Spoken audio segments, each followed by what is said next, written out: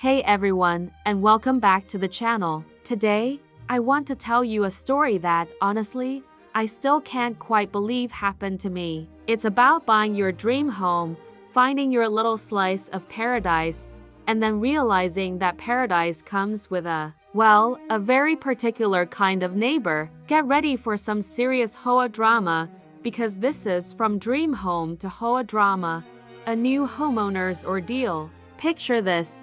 A blissful July afternoon, the kind where the air shimmers and the only relief is a dip in cool water. That was my first week in Willow Grove, my new suburban haven. Manicured lawns, sparkling pools, and yes, apparently, nosy neighbors. I'm Mia, 29, single, and fresh off cashing out a tech startup. This place, my dream home, was a symbol of my fresh start, my personal oasis, complete with a private backyard and tall hedges. I figured I'd keep to myself, enjoy my pool, and just live. Oh, how naive I was. My first week was pure bliss. Bikini on, lemonade in hand, lounging by the pool. Then, I met Karen. Karen lived next door, mid-50s, with a perm so tight it looked like a helmet. I'd heard whispers about her from the moving crew, the kind of person who'd report your dog for barking at PM or lecture kids for skateboarding.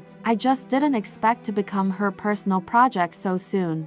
It started subtly, with glares. I'd catch her peeking over the fence, her eyes narrowing. I'd wave. She'd huff and disappear. Then came the notes. The first one taped to my mailbox. This is a respectable neighborhood. Dress appropriately. I laughed it off. I was in my own backyard in a swimsuit, not parading down Main Street. But Karen wasn't laughing. To her, I wasn't a homeowner. I was a problem. The trouble really kicked off one Saturday. I was sprawled on my lounge chair, sunglasses on, music humming, pool glittering, pure relaxation. Then, a sharp, deliberate throat clearing. I lifted my sunglasses. There she was, Karen, standing at the edge of my fence, arms crossed, face twisted like she'd bitten a lemon. "Young lady," she barked, "this isn't a public park. Who let you in here?" I blinked. I live here. This is my house," she scoffed, loud enough to startle a bird. "Don't lie to me. I've lived here 15 years. I know every homeowner, and you're not one of them. You're some drifter sneaking into private property." I tried to explain. "Karen, I'm Mia. I bought this place last month. Check the records," but she wasn't having it. "I don't need records. I know a trespasser when I see one. You're probably squatting, waiting to rob someone." Then she whipped out her phone. "I'm calling the HOA. They'll deal with you." Over the next few days, she escalated, banging on the fence, shouting about vagrants ruining the neighborhood. More notes, each nastier than the last. "Get out before you're arrested. This is a decent community, not a homeless camp." I started keeping them. Then came the rumors. Karen had been busy spreading lies, telling neighbors I was a squatter, maybe even a criminal. I confronted her by her roses. "Karen, stop telling people I don't belong here. I've got the deed, the mortgage, everything. Back off." She just smirked. "Prove it, sweetheart. Until then, I'm watching you." That's when I noticed it. Her Ring camera pointed directly at my backyard. She'd been recording me sunbathing, swimming, living my life. It gave me the creeps. By midweek, the HOA president, a tired-looking guy named Tom, knocked on my door. "Mia, I'm sorry, but Karen's filed a complaint. Says you're not the owner and you're disturbing the peace. By using my own pool?" I showed him my closing documents. He sighed, clearly fed up with Karen's antics. "You're fine, Mia. I'll handle it." But Karen wasn't the type to be handled. She doubled down, leaving voicemails warning me to leave before things got ugly. How she got my number, I'll never know. I started feeling like a prisoner in my own home, checking the windows before going outside. My friends thought it was hilarious.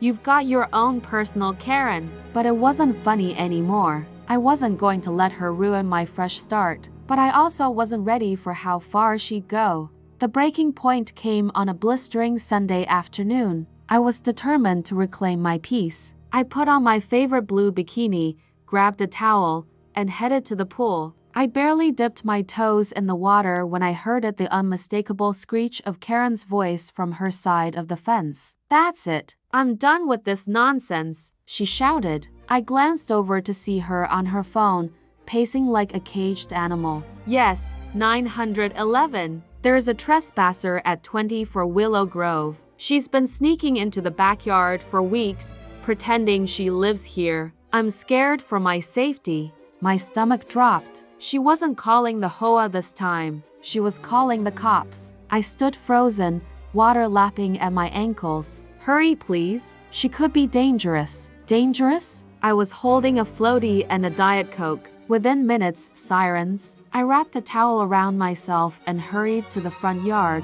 where 2 police officers were stepping out of their cruiser. Karen was already there, gesturing wildly, her face redder than her tacky flamingo lawn ornaments. A small crowd of neighbors had gathered, drawn by the commotion. "There she is." Karen pointed at me like I was a fugitive. "That's the girl. She's been loitering, probably casing the place to rob it." The older officer, a guy with a gray mustache, raised a hand. "Ma'am, calm down. Let's get this sorted." He turned to me, his expression neutral but wary. "Miss, can you explain why you're here?" I took a deep breath. "I'm Mia Carter. I own this house. Moved in last month. This woman's been harassing me because she doesn't believe I belong here," Karen snorted. "Own it, please. She's barely 30, dressed like a beach bum. Look at her. She's clearly homeless or squatting. I've seen her lounging by the pool like she's on vacation." The younger officer raised an eyebrow. I could tell they were skeptical, not of Karen, but of me. My heart raced. I'd never dealt with cops before. "Can you show us some ID and proof of residence?" the older officer asked. "Of course," I said, motioning toward the house. "It's inside. Can I go get it?" They nodded. In my office, I pulled out my driver's license, the deed, and a stack of utility bills with my name on them. The officers reviewed the documents,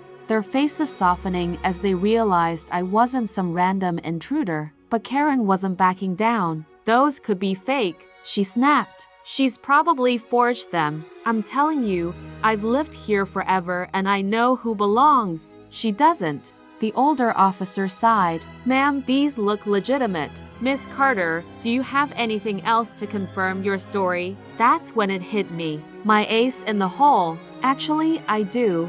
I grabbed my laptop and pulled up my security camera footage. I'd installed cameras after Karen's creepy ring stunt, and they'd recorded everything. Her banging on the fence, yelling insults, even her pointing that camera into my yard. I played a clip from 2 days ago where she screamed, "You're not fooling anyone, you little. Get out of our neighborhood." The officers watched, their jaws tightening. Karen's face went from smug to pale. That's not relevant," she stammered. "I was protecting the community, protecting it by harassing a homeowner." I shot back, finally losing my cool. "You've been stalking me, spreading lies, and now you've wasted these officers' time with your nonsense." The younger officer turned to Karen. "Ma'am, do you have any evidence to support your claims?" Karen sputtered.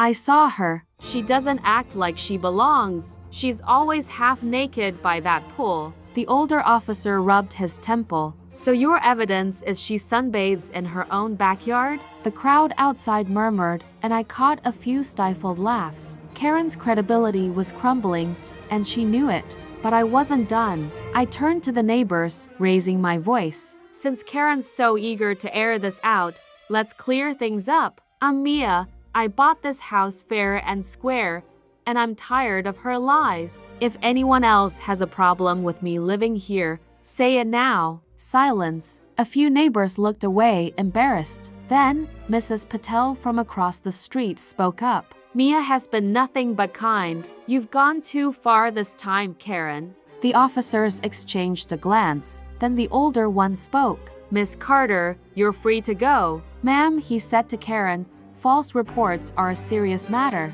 We'll need to discuss this further." As they escorted a fuming Karen back to her house, the neighbors started to disperse, some offering me apologetic nods. I stood there, adrenaline pumping, feeling a mix of triumph and exhaustion. I'd won this round. The fallout from that Sunday showdown spread faster than gossip at a church picnic. Karen's dramatic 911 call had backfired spectacularly. The neighborhood's group chat was lit up with memes and snarky comments. Karen went quiet for a few days, her blinds drawn, her tacky flamingo ornaments mysteriously missing from her lawn. I heard from Mrs. Patel that the police had given her a stern warning about filing false reports. The HOA also sent her a letter, citing disruptive behavior and threatening fines if she kept harassing residents. For the first time since I'd moved in, I felt like I could breathe. I decided to take back my pool in style. That weekend, I invited a few neighbors over for a barbecue. We laughed, swam,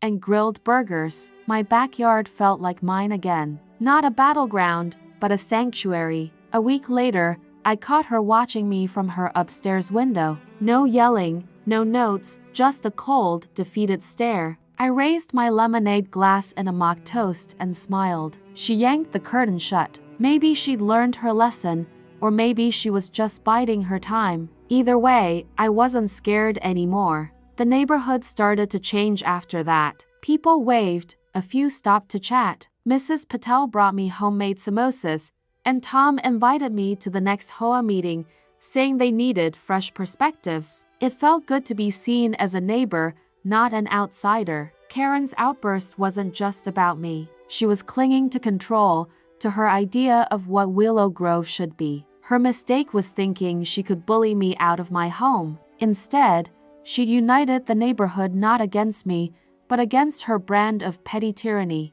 I still sunbathe by my pool most days, my bikini collection growing bolder, just to spite her. The tarp on the fence is gone, and I've added fairy lights to make the backyard feel even more like a sanctuary. If Karen's still watching, she's keeping it to herself, and if she ever tries to start trouble again, I've got my security footage, my deed, and a whole neighborhood that's got my back. So, if you're dealing with your own HOA drama or a difficult neighbor, remember, know your rights, gather your evidence, and don't be afraid to stand up for yourself. You might just find that your personal Karen helps you build a stronger community than you ever imagined.